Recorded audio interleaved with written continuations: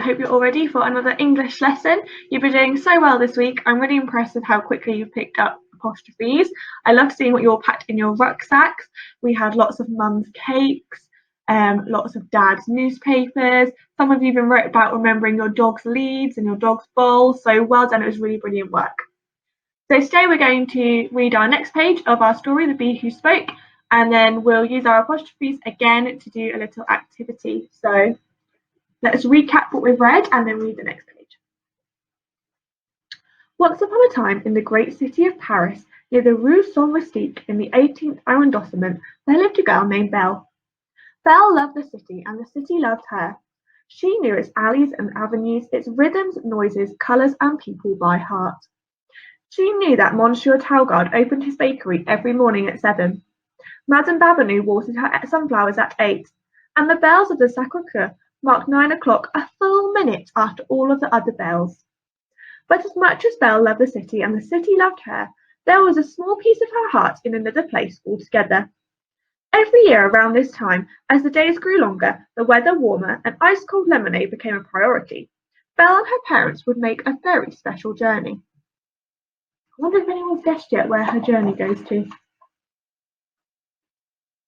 Belle's trip required careful preparation. For days beforehand she packed and repacked her bag with her most treasured possessions. 1 penknife, a gift from her father, 5 pencils, each sharpened to a point, 1 magnifying glass, polished to a shine, 1 new camera, saved up for and bought. She added a croissant for emergencies, and last but not least, her journal. If you were to ask anyone in Montmartre about Belle, they would say, Belle sees it all. So she did, and it was all recorded in her journals. New page. There they are, off in their car, on their way somewhere. We don't know where yet. After a long journey spent singing songs and playing memory games, they finally arrived at her grandparents' house. Belle was bursting with impatience. They've gone to their grandparents' house. I wonder why she loves it there so much. Every year, Belle's grandfather would work all winter on a gift for her. When she was very small, he gave her a hobby horse. When a little older, a tree house. Then last year, a beautiful easel. This year, her present was something very special indeed. I'm not going to tell you what it is yet. So, we now know where she's going. She's going to her grandparents' house, and she really loves going there. And we now know one of the reasons why is because her grandfather makes her lovely new presents. So, let's take a look at what we're going to do today. Now we know this new information.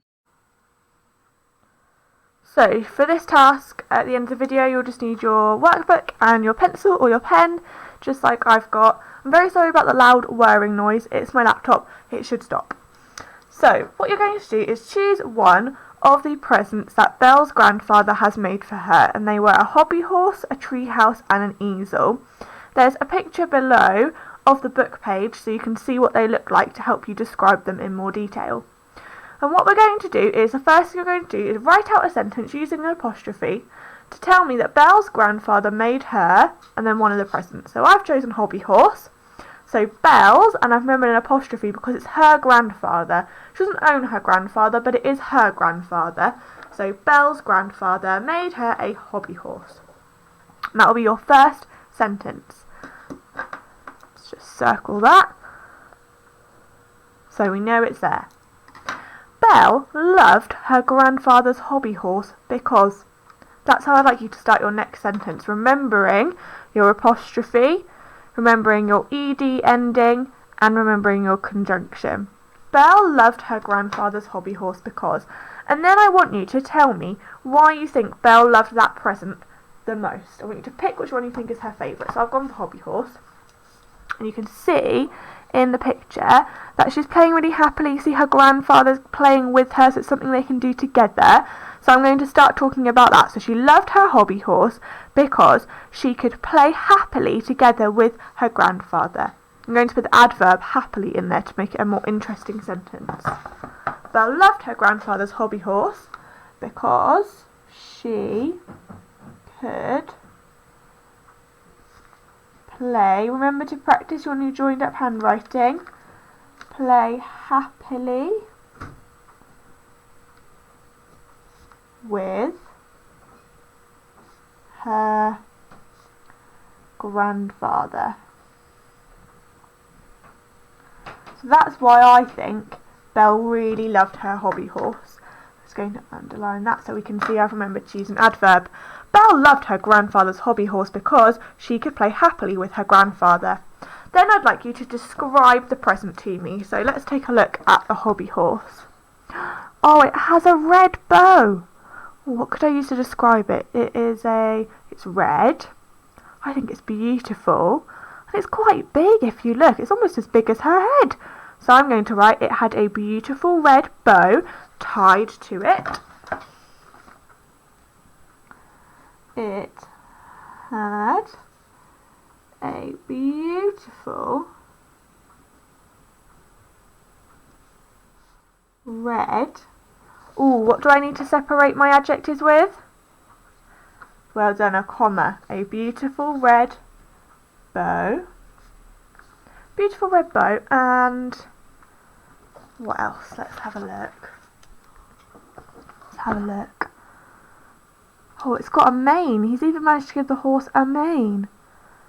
It has a long, luscious mane, I'm going to say. Luscious. We talked about the word luscious when we did Rapunzel and Rapunzel's hair. Luscious means like glossy and beautiful and thick. And a long comma to separate my adjectives. Luscious mane. Ooh.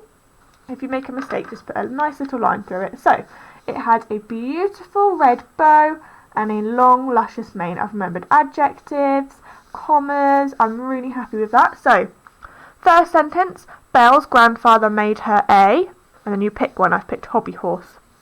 Belle loved her grandfather's hobby horse because she could play happily with her grandfather. It had a beautiful red bow and a long luscious mane.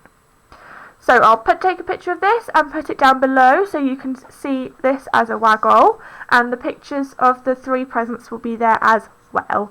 So yes, I hope you get on okay with that.